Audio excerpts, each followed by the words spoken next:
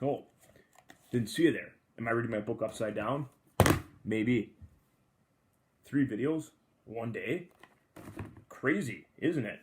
Corona's doing weird stuff to people. Or it's because I missed Monday, and yesterday I was doing house stuff.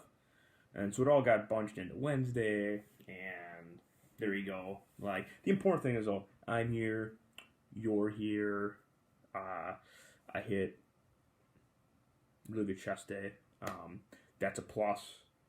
Never not a bad thing. Like, obviously, really trying to work on the bench because that's really what matters during this entire time. My head is like my forehead's cut off, still clean shaven, still wearing the Williams jersey. We have a few things to talk about. We're gonna embrace the suck today. Got 2 main things. 2. Let's do 2. Let's do 2. Okay. So, last video, Cuban Missile Crisis, a win for us? Yeah, it's a win for us. It's a win for us. Makes the Soviets look bad. We can count it as a win. Thank you, JFK. Let's pop a picture of him. Oh, there we go. I figured you pointed that way because I flipped the screens. Good looking guy. Good looking guy. Okay. So, essential question. How is détente different than containment and rollback? So, when you talk about the history of the Cold War, there's like 4 major like foreign policy ideas that kind of get like thrown in here. And détente is like the 3rd way of combating the Soviets. Before that, though, let's talk about the suck, and that's the Vietnam War. I'm not going to go into like a point-for-point overview of the Vietnam War. That's more of an American at War thing. If you took the class, you know more about that than anyone else, probably in the school. And to be honest, probably most people at the high school, too. So, for those who did not take the class, you missed out on essentially a office-type show that was a class. But Vietnam War, we get involved in the late 1950s. It's really not until President Johnson, not a good guy. Not Stalin, obviously, but not a good guy. He escalates things in like 1964, but to like go a little further back than that, in the 1950s, the French were fighting the communists inside of South Vietnam. They didn't want that to fall to the communists. Eisenhower gets involved, the United States gets involved originally with military advisors. The idea is, with the policy of containment, we don't want any country to fall to communism. Both the United States and the Soviet Union viewed this as more than just a civil war between the North Vietnamese and the South Vietnamese. They viewed this both as a really important strategic battle in the larger picture of the Cold War. So that's kind of why we're there. That the idea was, if we let communism get a hold in South Vietnam, the surrounding countries like Laos, Cambodia, they'll fall right after. And so we go into Vietnam with military advisors in the 1950s. Kennedy escalates things a little bit in the early 60s. A lot of historical debate, and we talk about like great historical debate questions. This is one of them, is how would have things been different if Kennedy survives or Kennedy's not killed in 1963? Some historians are adamant that he would have not escalated things in Vietnam. Other historians say that that's really an overstatement, that Kennedy probably would have taken the same route as Johnson, because no one really wanted to lose Vietnam. No president wanted to be known as the president that lost a country to communism. After Truman or the Truman administration loses China, no one wants to lose another country in Southeast Asia. It's one of the reasons why we're in Korea. It's one of the reasons why we're in Vietnam. So in 1964, Johnson begins escalating troops in Vietnam. The Secretary of Defense, McNamara, last video I said, maybe the worst Secretary of Defense in history.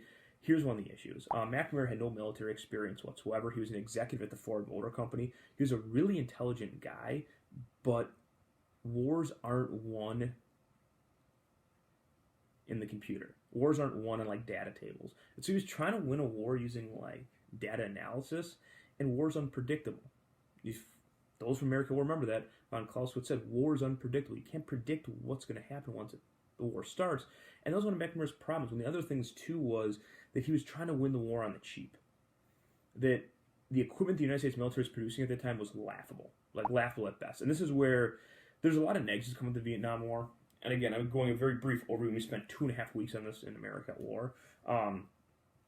But one of the big revelations of the Vietnam War was how backwards we'd become militarily, especially from our technology in the air. that we did not have a single aircraft that was better than any of the Russian aircraft. And these Russian aircraft were the ones that were beginning to the North Vietnamese. And you had some individuals inside the U.S. Air Force who were telling McNamara, like, this is ridiculous, like, you have to stop. And he was ordering, like, the construction of thousands of dollars or millions of dollars of planes that were completely worthless, that had no actual tactical advantage over any of the Soviet planes. So that's like an issue going in here. You have like the rules of warfare where we couldn't shoot unless fired upon. It took almost 10 days for us to call in airstrikes. Like just ridiculous rules of warfare. We couldn't actually go into North Vietnam. That Johnson was so scared to bring the Chinese into the war to avoid another Korea that he basically tied both the American military's hands behind their back and their legs and blindfolded them. And we still never lost a major engagement in Vietnam. By 1968, you have the Tet Offensive. It's a massive military failure for the Vietnamese, but the American media portrays it as a victory for the communists. There's other parts of the Cold War where certainly by the 1960s, the communists had infiltrated a large number of these peace groups inside the United States, and certainly it's an unknowing thing, but certainly these groups were unknowingly doing the bidding of the Soviets and creating a lot of dissension and distrust in the United States. So the Vietnam War, it's not quite the pinnacle of the Soviet Union, but man, it's close because everything they wanted was happening. We were bogged down in a military quagmire in Vietnam, at least that was the media portrayal, and they were creating distrust and unrest in the American streets. Johnson does not run for re-election in 1968. President Richard N. Nixon from the 1960s. The Vice President Eisenhower wins the re-election in 1968. It's where détente comes in. So I know I spent a lot of time in Vietnam, but this is kind of where détente comes in. His idea is détente is the idea that let's have more peaceful relations with the Russians. Let's talk to them. Let's have an easing of these tensions. And on paper, that looks really good, but it fails to understand what the Soviets wanted. Remember, the Soviets, as I've said, probably at least in 7 of these, 10 videos, they believe this was a zero-sum game. We win and you lose, or you win and we lose. They were giving lip service to Nixon about easing tensions, but in reality, no, they just knew there was another way to take advantage of the United States. And so, with Vietnam, Nixon escalates bombings, things like that. There's increased success, but by 1975, we're out of Vietnam.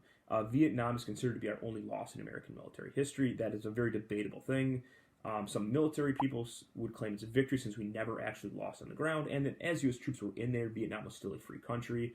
Others would argue that you have to look at the long term, and the long term is they did fall to communism. In 75 and stuff, by the time Gerald Ford was president, because Nixon was ousted during the Watergate scandal, which is a completely different topic, which is very interesting, but just not something that we have enough time to talk about here, was the idea that we would fund the South Vietnamese with military aid, men, etc., if they're ever attacked by the North Vietnamese. Well, the North Vietnamese attack, being funded again by the Soviets, and we don't fulfill our promises to South Vietnam. By 75, 76, South Vietnam has fallen. It's considered to be the worst period of American history. We can look from about 1963 to 1979 as some historians call it the Decade of Nightmares. At this point in time, and where we kind of end this video, and things are going to get a little worse too, that it looks like communism is going to win. That's how bad things are getting. Unemployment and the economy of the United States has just fallen apart completely through 4 very poor economic policies by a few different presidents. We just lost in Vietnam. Our American military's confidence is completely shot. We are looking at our military as this is a technologically backwards military. How can we stop the Soviet advance? How can we actually beat these guys? Americans have lost trust in their political system with the Watergate scandal. In the streets, that the average American isn't proud to be an American anymore. There's been so much civil unrest brought about from the Vietnam War and other things that the average American is questioning, is this even a fight worth having? Is communism really that bad of a thing when compared to our current system, which looks like it's falling apart? I'd like to say that things are going to get better soon, but it's going to be a few years, and we still have probably the worst of the Cold War presidents to come. And so that's why they say this period is called, the phrase would be they would use in the 60s, embrace the suck, that this isn't a good time. This is probably the bottom point in American history.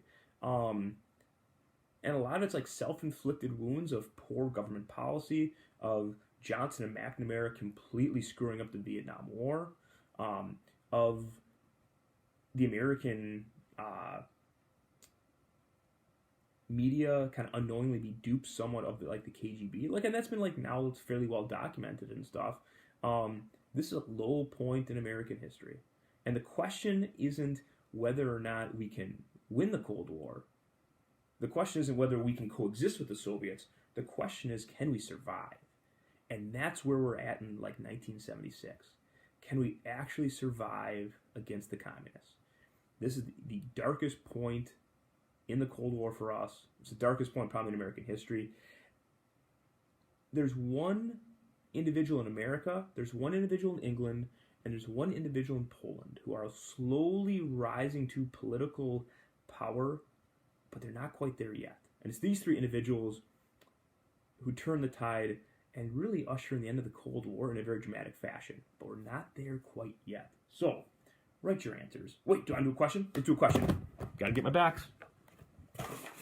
This could be anything, because I screwed up the box. We all know that. Funny question, go funny question, fingers crossed. Not a funny question, but it's a really good question. How many spy planes were there in 8th Seed? From the American side, we're talking about hundreds, which sounds like a small number, but when you think about how much money it costs to make each spy plane, that's a pretty big number. Soviets, we don't have accurate information on that. I've read different things where it was under 10. But again, they were not technologically advanced in terms of the spy plane technology. They were better at other things. That's not where they invested their money. But that is a great question. Okay, answer your questions. Write stuff down. Have a good night's sleep. See, it's dark outside. Late video for me. Late night workout. Okay. Believe in yourself. Believe in this country. Drink some coffee. Work out. Do a little cardio. Always do core. Always do core. Like the Marine Corps. All right. Talk to you guys later. Camera.